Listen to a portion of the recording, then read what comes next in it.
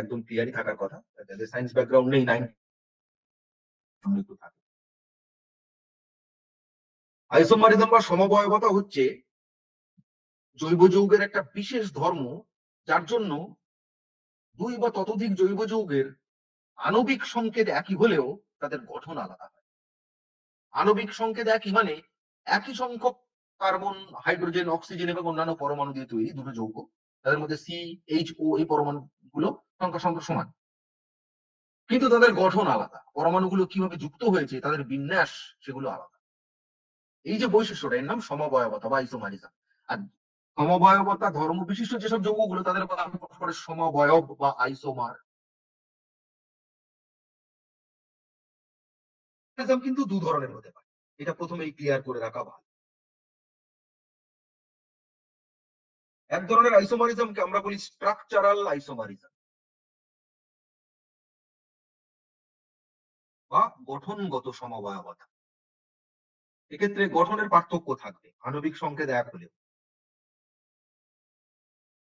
আর এক ধরনের আইসোমারিজম, তাকে আমরা বলি স্টিরিও আইসোমারিজম।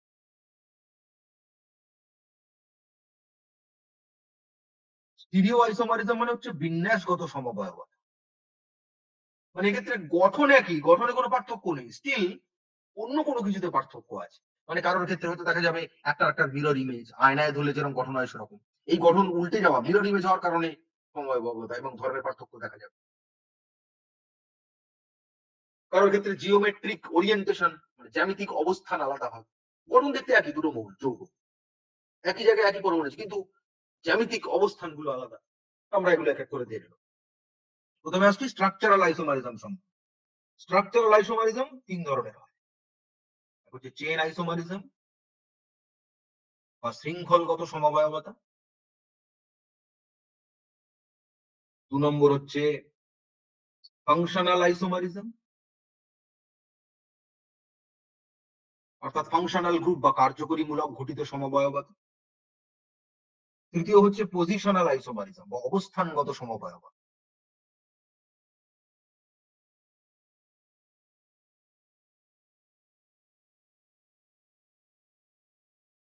এছাড়া রয়েছে রিং চেন আইসোমারিজম, মানে পরমাণুগুলো রিং আকারে রয়েছে নাকি চেন আকারে রয়েছে। আগের দিন অলরেডি এর উদাহরণ দিয়েছি একটা, আইসোমারিজম নামে পড়িনি তাই। ওই যে সাধারণ বিউটেন আর রিং আকারে যখন অবস্থান করছে সাইক্লোবিউটেন, নর্মাল প্রোপেন আর সাইক্লোপ্রোপেন, এগুলো এই ধরনের সমবায়।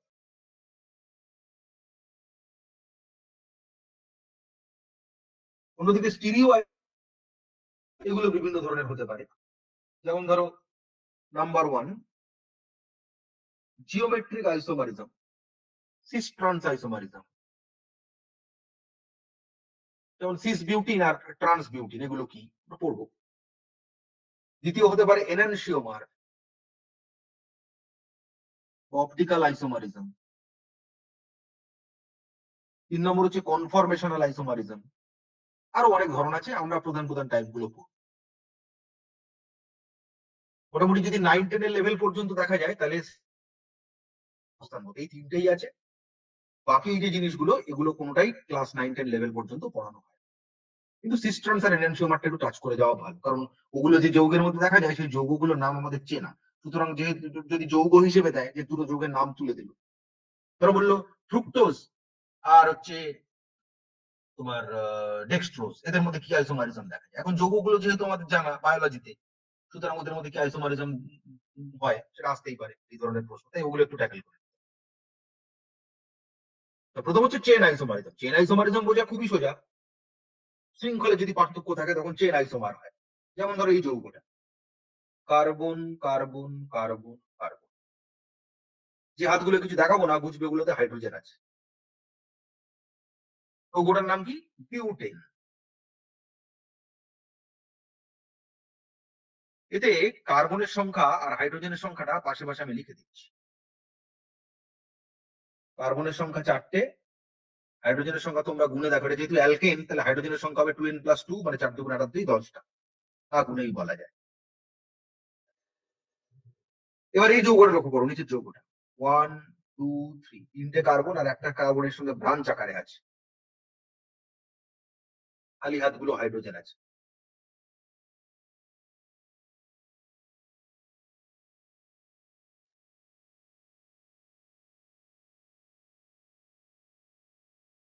এই যৌগটা দুটো নাম হবে। ইউপ্যাক নাম অনুযায়ী এর এর যে সাধারণ নাম, জেনারেল নাম, হচ্ছে আইসোপ্রোপেন।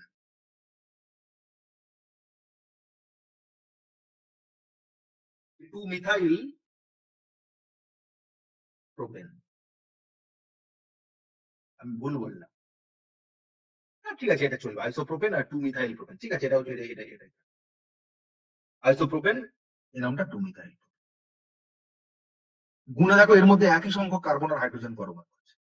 কার্বন সেই 4টে, আর খালি হাতে হাইড্রোজেন বসে দেখো, আমি বসিয়ে যাচ্ছি। 1, 2, 3, 4, 5, 6, 7, 8, 9, 10। তাহলে দুটোর মধ্যেই কার্বন আর হাইড্রোজেন পরমাণুর সংখ্যা সমান। মানে দুটোর যদি আণবিক সংকেত লেখা হয় তাহলে লিখতে হবে C4H10, কিন্তু দুটোর গঠন আলাদা। কেন আলাদা হয়েছে? কারণ একটা চেন বেরিয়ে গেছে, শৃঙ্খল বেরিয়ে গেছে। তাহলে এই যৌগগুলো, এই ধরনের সমবায়বতার নাম হবে শৃঙ্খলগত সমবায়বতা। বিউটেন আর আইসোপ্রোপেন। ওরকম পেন্টেন আর আইসোবিউটেনের মধ্যেও দেখতে পাওয়া যাবে সমবায়বতা, দেওয়া আছে। 2 নম্বর হচ্ছে কার্যকরীমূলক ঘটিত সমবায়বতা। একই আণবিক সংকেত কিন্তু কার্যকরীমূলক যদি আলাদা হয় তাহলে এই সমবায়বতা দেখতে পাওয়া যায়। ফাংশন কার্যকরীমূলক ঘটিত সমবায়বতা। এই সমবায়বতার কিছু নির্দিষ্ট নিয়ম আছে। যেমন একটা অ্যালকোহল যদি হয়, তার কার্যকরীমূলক ঘটিত সমবায় অবশ্যই একটা ইথার হবে। যেমন যে ইথাইল অ্যালকোহল CH3CH2OH,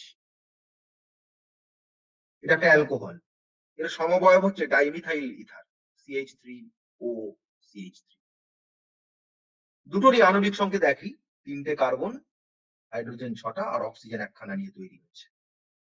তাহলে অ্যালকোহলের সঙ্গে কঠোর শৃঙ্খল গঠিত, কার্যকরীমূলক।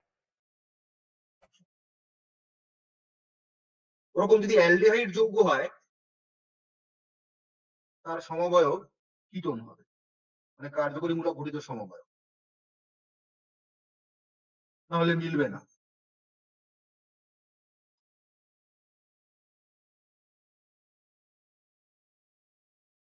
যেমন ধরো এটা CH3CH2CHO, এর ইউপ্যাক নাম হচ্ছে প্রোপানেল বা প্রোপানেলডিহাইড চলতি নাম।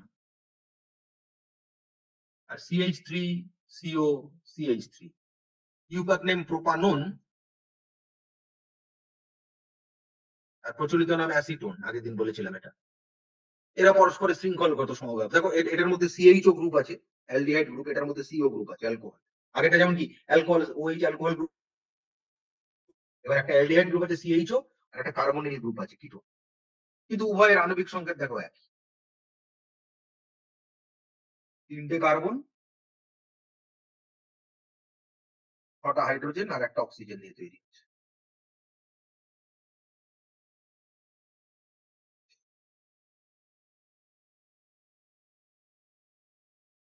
আগেরটা আমি একটা জিনিস ভুল লিখেছি, তোমরা কেউ বললে না।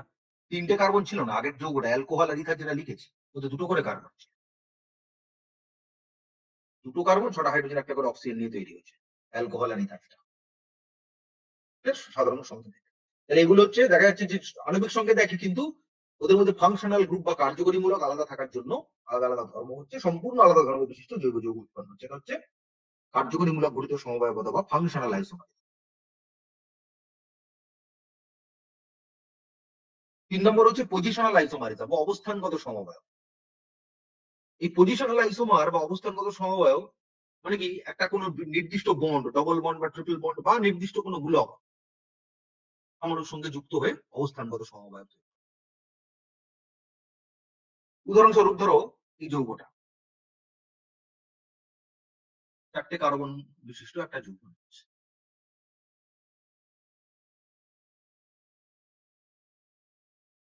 তাহলে যার 4 নম্বর পরমাণুর সঙ্গে হাইড্রক্সিল গ্রুপ যুক্ত আছে, বাকিগুলোর সঙ্গে নেই। হাইড্রক্সিল গ্রুপটা ওই রকম ভাবে যুক্ত হয়েছে।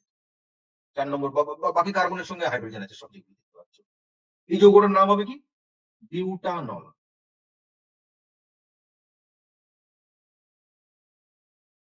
কিন্তু এরকম হতে পারে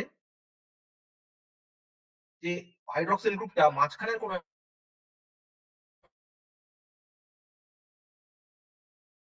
এটার নাম হয়ে যাবে 2 বিউটানল। মানে 1 নম্বর কার্বনের সঙ্গে যুক্ত ছিল ওই, সেটা কোনো নামকরণ করতে হয় না। যদি 1 2 3 4 চারটে কার্বন হচ্ছে সেকেন্ড কার্বনের সঙ্গে যুক্ত আছে, তাই এর নাম হয়ে যাবে 2 বিউটানল। দুটোর বৈশিষ্ট্য আলাদা হবে। এটা কি ধরনের আইসোমারিজম হলো তাহলে? এটা এই ক্ষেত্রে যে আইসোমারিজমটা দেখতে পাচ্ছি, ওই পজিশনাল আইসোমার। ওএইচ এর পজিশন আলাদা হয়েছে বলে দুটো আলাদা যৌগ উৎপন্ন হচ্ছে। ওরকম ধরো CH3H double bond CH, CH3, এই যৌগটা হচ্ছে 2 বিউটিন যৌগ। 2 নম্বর কার্বন পরমাণুর সঙ্গে বিউটিন ডবল বন্ড আছে।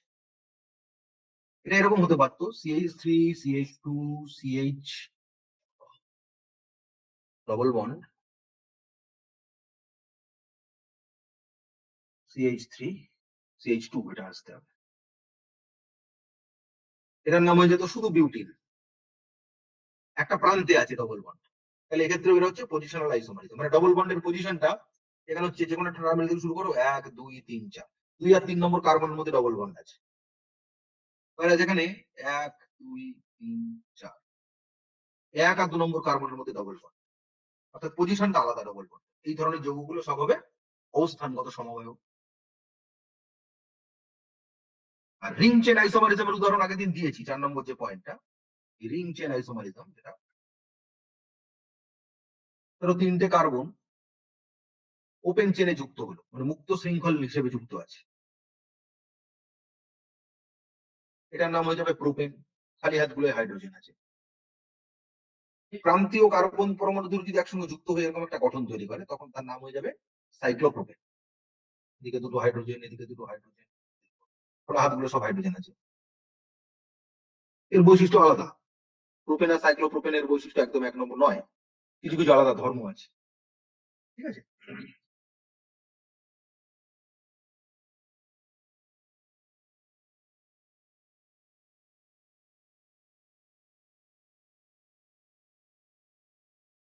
এটা হচ্ছে রিং চেন আইসোমারিজম, তার উদাহরণ।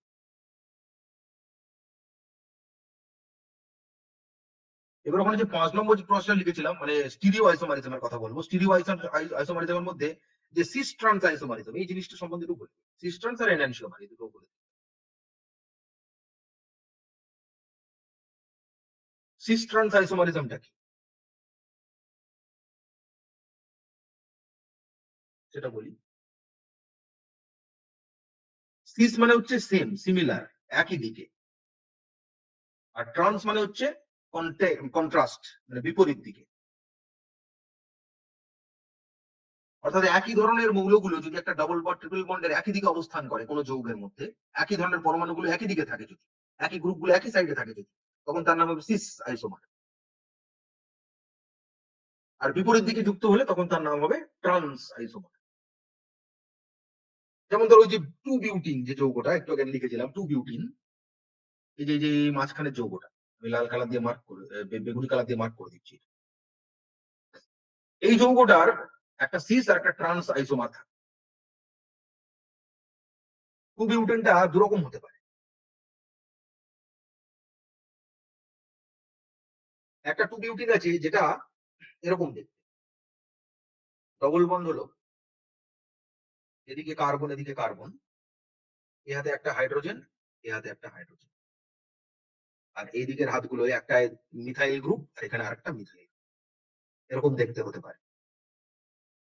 হাইড্রোজেন একই দিকে আছে, ওদিকে মিথাইল মিথাইল একই দিকে আছে, এটার নাম হবে সিস 2 বিউটিন।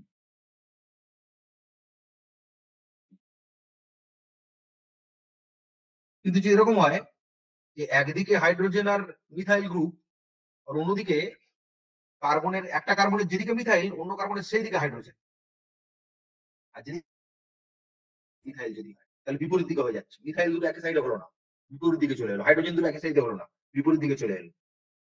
এটার নাম হবে ট্রান্স 2 বিউটিন। এরকম আর তো ডবল বন্ড ট্রিপল বন্ড ওয়ালা যৌগগুলোতেই এটা বেশি দেখা যায়।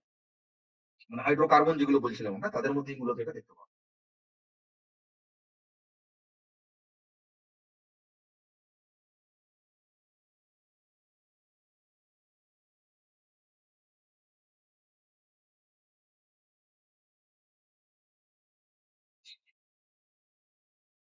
মোটামুটি তাহলে এই গেল।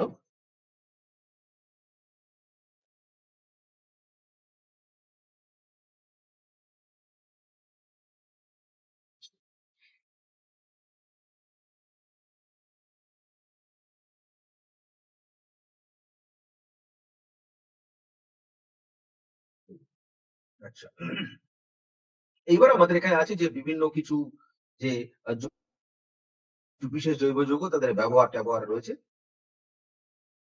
তার মধ্যে প্রধান